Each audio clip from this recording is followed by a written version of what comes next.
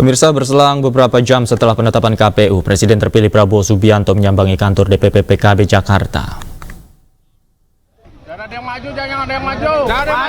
Prabowo Subianto bersama rombongan tiba di kantor DPP PKB sekitar pukul 14 waktu Indonesia Barat dan disambut langsung oleh Ketua Umum DPP PKB Muhaimin Iskandar di pelataran kantor DPP PKB. Usai berjabat tangan, Prabowo dan Muhaimin langsung masuk ke dalam kantor PKB dan melanjutkan pertemuan secara tertutup. Dalam kontestasi Pilpres 2024, Prabowo dan Muhaimin merupakan rival, namun keduanya tetap menjaga silaturahmi. Alhamdulillah, PKB bisa menyampaikan selamat secara langsung kepada Pak Prabowo sebagai calon presiden yang terpilih pada pemilu 2024 ini. Yang kedua, PKB dan Gerindra sebagai partai yang selama ini bekerja sama di parlemen maupun di eksekutif ingin terus bekerja sama lebih produktif lagi. Apalagi Pak Prabowo sebagai presiden terpilih akan menghadapi berbagai agenda pembangunan yang begitu menantang di masa yang akan datang. Bagi kepentingan itu, maka kesuksesan pembangunan adalah kesuksesan yang diharapkan seluruh rakyat, dan PKB ingin rakyat tersenyum bahagia ke depan karena kemajuan dan kemakmuran. Yang ketiga, kita berharap PKB dan Gerindra terus menjalin kerjasama dalam berbagai bidang legislatif maupun di berbagai ikhtiar mewujudkan suksesnya menuju masyarakat adil dan makmur. Tadi PKB juga menyampaikan kepada Pak Prabowo sebagai presiden terpilih 8 agenda perubahan PKB, di mana 8 agenda PKB diserahkan kepada 08, kira-kira begitu, untuk menjadi bahan perjuangan sekaligus agenda secara khusus bagi pemerintahan Pak Prabowo di masa yang akan datang. Kemarin PKB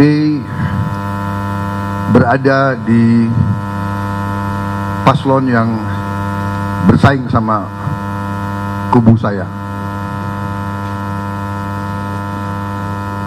Persaingannya menegangkan juga. Tapi ya itulah, saya tidak tahu apa ilmunya Gus Imin apa gitu. Walaupun persaingannya ketat, tapi kita tetap senyum. Ya. Ya. Nah, inilah menurut saya yang diharapkan rakyat. Ini yang dituntut rakyat. Pemimpin-pemimpinnya harus adu gagasan, harus bersaing dan keras. Tapi di ujungnya sudah pertandingan selesai. Dan untuk membahas lengkapnya, kami telah terhubung dengan politisi PDI Perjuangan Ciko Hakim, politisi Partai Gerindra Wihadi Wianto, dan pakar politik Adi Praitno. Selamat sore Bapak-Bapak. Selamat sore, Mas. Oke, saya pertama ingin ke Pak Wihadi. Pak Wihadi, ini langsung gaspol begitu ya setelah penetapan, kemudian Pak Prabowo juga menyambangi kantor PKB, Gibran juga ke Muara Baru. Sebenarnya pesan apa yang ingin disampaikan dari kedua tokoh ini? Ya, sebenarnya bukan gaspol juga, tetapi komunikasi ini kan sudah terjalin pada saat setelah quick-count dan kemudian semuanya komunikasi telah dilaksanakan. Dan sebenarnya sebelum MK pun, sebelum putusan MK, Pak Prabowo juga sudah bertemu dengan Pak Surya Paloh dari Nasdem. Jadi pesannya adalah bahwa kita ini setelah berkontestasi dan setelah selesai, maka kita semuanya ini adalah sebagai anak bangsa yang harus membangun bangsa ini dengan kebersamaan, dan itu juga disampaikan oleh Pak Prabowo pada saat pidato kemenangan di saat quick-count, kemenangan di quick-count, yang mengatakan bahwa ingin mengajak seluruh anak bangsa ini untuk membangun negeri ini. Jadi ini memang adalah merupakan sesuatu hal yang menjadi tujuan Pak Prabowo bahwa kontestasi sudah selesai, maka saatnya kita sama-sama sebagai anak bangsa untuk membangun negara ini. Nah, tentunya ini adalah merupakan satu komunikasi-komunikasi yang dilaksanakan. Nah, setelah semuanya kan mengatakan bahwa komunikasi tentunya akan lebih intens setelah keputusan MK dan setelah ada keputusan dari KPU, dan ini adalah merupakan satu. Baik. Oke. Kalau komunikasi dengan PDIP juga sudah dijalin? Ya, kalau dengan PDIP saya kira komunikasi dengan pimpinan-pimpinan sudah berjalan. Kita sudah tahu, Mbak Puan juga sudah menyatakan bahwa pertemuan antara Ibu Megawati dengan Pak Prabowo itu tinggal menunggu waktu. Nah, tentunya komunikasi sudah dilaksanakan, tetapi kan kita semuanya komunikasi ini kan komunikasi bagaimana kita melakukan rekonsiliasi. Tetapi apakah pertemuan dan komunikasi ini adalah sesama kita mengenai sebagai anak bangsa? Tentunya apakah nanti keberlanjutan daripada komunikasi itu seperti apa? Nanti kita masih menunggu berikutnya, yang kita masih sama-sama menunggu bahwa waktu yang tepat untuk sama-sama berkomunikasi. Baik, Bang Ciko, komunikasi sudah terjalin. Kira-kira PDIP mau nggak nih diajak gabung bareng sama Pak Prabowo? Kita belum terlalu jauh berpikir ke arah sana. Satu hal, ini masih bulan April, belum masuk bulan Mei. Presiden yang terpilih dan ditetapkan tentunya baru bulan Oktober nanti akan dilantik, dan masih banyak saya rasa persoalan-persoalan bangsa sekarang yang kita mesti sama-sama benahi. Dan tentu ini kait dengan soal ini kan tentunya PDI Perjuangan maupun dengan Gerindra juga bahu-membahu, bukan hanya di parlemen tapi juga di kabinet yang sekarang, dan kami tetap fokus untuk berpikir ke sana. Itu satu hal. Yang lainnya lagi tentunya kami masih fokus pada satu hal lagi terkait dengan Pilpres ini. Kami sedang menggugat KPU di PT UN, tapi ini harus diingat bahwa terkait ini bukan yang utama adalah bukan untuk mengubah hasil Pilpres, tapi untuk kedepannya agar penyelenggara pemilu dapat kita koreksi dari berbagai kesalahan yang dilakukan secara kasat mata. Dan ini kita lakukan bukan hanya untuk PDI Perjuangan, tapi bagi semua partai dan semua future kontestan dalam pemilu ke depan, yang kita melihat justru profesionalisme dari penyelenggara itu dibutuhkan. Jadi ini yang masih menjadi fokus kami. Tetapi terkait dengan silaturahmi, tentunya itu selalu terbuka. Disampaikan oleh Pak Wihadi tadi, pastinya pimpinan-pimpinan kami di PDI Perjuangan maupun di Gerindra bukan orang yang asing satu sama lain, sering bertegur sapa dan bicara tentunya hal-hal yang terkait dengan kemajuan bangsa. Mungkin juga sesekali berbicara tentang apa yang akan menjadi program ke depan, silaturahmi. Tapi gini loh, kita bicara ibarat rumah. Indonesia adalah rumahnya satu atap. Kita semua tinggal satu atap, tetapi tentunya pilar-pilarnya harus berjarak supaya dapat menyangga rumah itu secara seimbang. Jadi tidak ada masalah berada di dalam satu pilar atau di pilar yang di ujung sana, tapi tetap sama-sama menyangga Republik itu. Oke. Ini kode-kode nih. Saya ke Mas Adi nih. Mas Adi, analisis Anda melihat kode-kode yang disampaikan Bang Ciko tadi. Sepertinya partai Bang Ciko nih malu-malu, ragu-ragu, atau seperti apa Anda membacanya nih? Ya, saya kira memang sejak awal PDIP itu partai politik yang menurut saya paling siap untuk di luar kekuasaan. Sebut saja sebagai oposisi. Karena memang kalau kita mendengar statement-statement elit-elit PDIP ini kan terus kritis, terus agresif, dan menuding bahwa pemilu di 2024 ini kan penuh dengan kecurangan-kecurangan, dan itu narasi-narasi yang tidak pernah berhenti. Dan bahkan hari ini kita juga pernah mendengar, kita membaca betapa misalnya kawan-kawan di PDIP itu kan masih menggugat ke Petun, ya. Ini soal keabsahan kontestasi di Pilpres, itu kan sebagai salah satu bentuk betapa memang PDIP nggak mikir mau diajak koalisi ataupun tidak oleh kubunya Prabowo Subianto, ya. Kalau mau dengar statement-statement politik partai di luar PDIP, ini kan melunak, ya. Politiknya rekonsiliasi, saling merangkulan, Pilpres sudah selesai, kerjasama demi bangsa dan negara. PDIP satupun tidak pernah mengeluarkan statement-statement yang menurut saya agak melunak ya, karena bagi PDIP ya ini pilpres sudah selesai dan jagoan mereka kalah, Pak Ganjar dan Pak Mahfud. Jadi tak ada cerita untuk menjadi bagian dari koalisi siapapun nanti yang menang. Nah, kira-kira begitu. Makanya kemudian kalau mendengar pernyataan Bang Ciko hari ini, itu kan sebenarnya mempertebal bahwa PDIP sebenarnya ya sangat siap berada di luar gitu ya, menjadi partner kritis ya dari kubu Prabowo dan Gibran di 5 tahun yang akan datang. Tapi saya nggak tahu apakah sikap politik PDIP ini akan sampai 5 tahun istiqomah tak masuk angin, saya nggak tahu.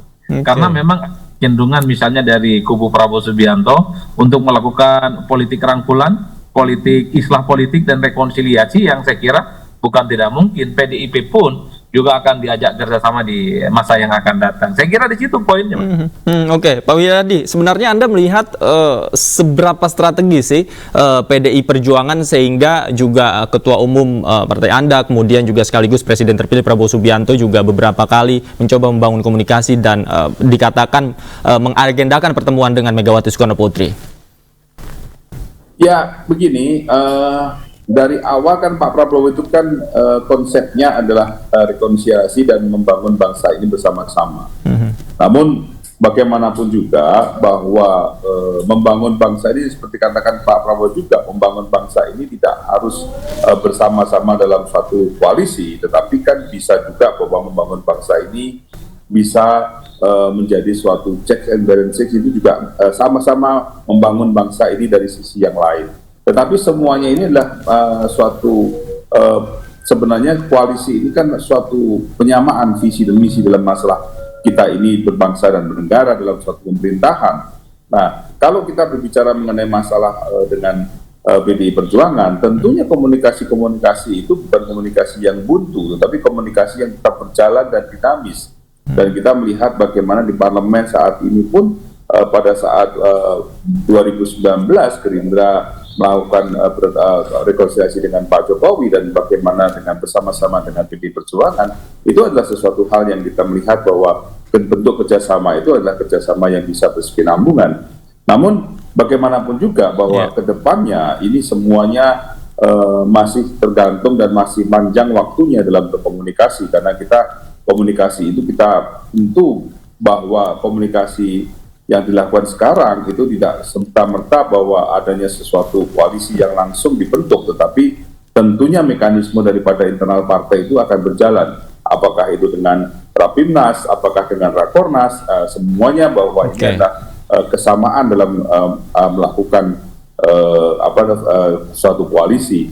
Jadi saya kira ini komunikasi tetap berjalan dan komunikasi silaturahmi ini kan tetap berjalan. Karena bagaimanapun Pak Prabowo mengatakan bahwa konsultasi sudah selesai, pertandingan sudah selesai, bahwa dulu ada suatu pertandingan dalam konsultasi ini ada sesuatu yang berat, ada suatu hal yang bagaimana saling menyerang, kita selesaikan sebagai anak bangsa, kita selesai.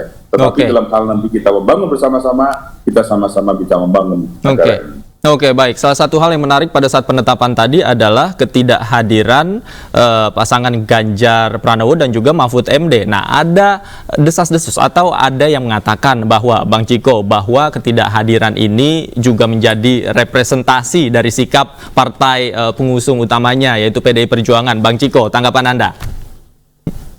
Saya gini, setahu saya, dan ini jujur ya, ini nggak dikurang-kurangin, nggak dilebih-lebihkan, bahwa KPU itu baru mengirim undangan pada hari H.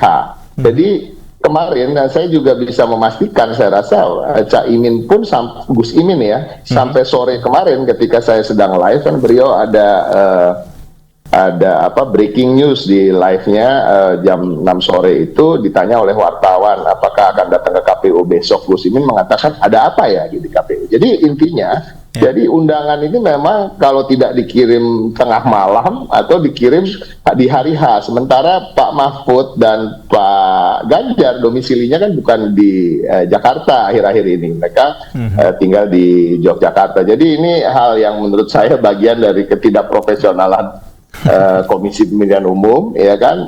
Tetapi saya rasa sudah dijelaskan di akun Instagram Prof. Mahfud, dan itu saya rasa beliau menjelaskannya secara gamblang dan secara jujur. Memang undangan baru didapat beberapa jam acara dimulai dan beliau memang tidak tempat untuk mengaji. Oke, Mas Adi, Anda percaya dengan apa yang dikatakan Bang Ciko dengan alasan undangan tidak sampai ini sehingga membuat Pak Ganjar dan Mahfud tidak menghadiri tadi? Saya tentu tidak dalam kapasitas untuk percaya ataupun tidak ya. Yang saya tangkap dua hal. Pertama, ini bentuk penegasan sebenarnya bahwa kubu nomor 3 yang diwakili oleh Ganjar dan Mahfud siap untuk menjadi oposisi di 2024. Yang kedua, ini sebagai bentuk bahwa pemilu penuh dengan kecurangan sehingga mereka ini ya, kalau mau jujur sebenarnya tidak terlampau menerima dengan hasil pemilu yang sudah ditetapkan oleh KPU. Kalau kita mendengar statement elit PDIP, kan mereka meminta kepada KPU untuk menunda penetapan hasil pemilu, hasil pilpres yang hari ini secara definitif sudah diketok palu oleh KPU. Ini bagi saya sebagai salah satu bentuk protes, dan mengingat PDIP menganggap pemilu dengan penuh kecurangan, mereka terus berusaha dipetun. Karena itulah menurut saya dua hal ini yang paling mungkin bisa kita tangkap. Ya, PDIP masih belum bisa terima dengan hasil pemilu yang menurut mereka penuh dengan indikasi kecurangan dan penuh dengan manipulasi-manipulasi. Jadi artinya kalau Pak Ganjar atau Pak Mahfud hadir di KPU sama saja itu tidak mencerminkan sikap penolakan begitu ya? Ya, tidak hadir ke KPU itu kan sebenarnya soal teknis. Saya kira Muhaimin dan Anies juga akan mendapatkan undangan yang sama di hari dan waktu yang sama, dan waktunya mepet, tapi mereka hadir. Kalau Pak Ganjar dan Pak Mahfud tak hadir, ini berarti ada bentrok psikologis yang menghambat mereka untuk datang ke KPU. Ya, karena menganggap pemilu ini curang dan mereka siap dengan konsekuensi apapun, termasuk siap untuk berada di luar kekuasaan. Saya kira hanya itu yang paling mungkin kita bisa tafsirkan dari ketidakhadiran Pak Ganjar dan Pak Mahfud gitu ya. Nuansa psikologis PD Perjuangan juga penting nih. Nanti kita akan elaborasi lagi usai jeda berikut, kita lanjutkan diskusi kita Bapak-bapak. Pemirsa jangan kemana-mana, kami segera kembali usai jeda berikut, tetaplah di Anju Sore.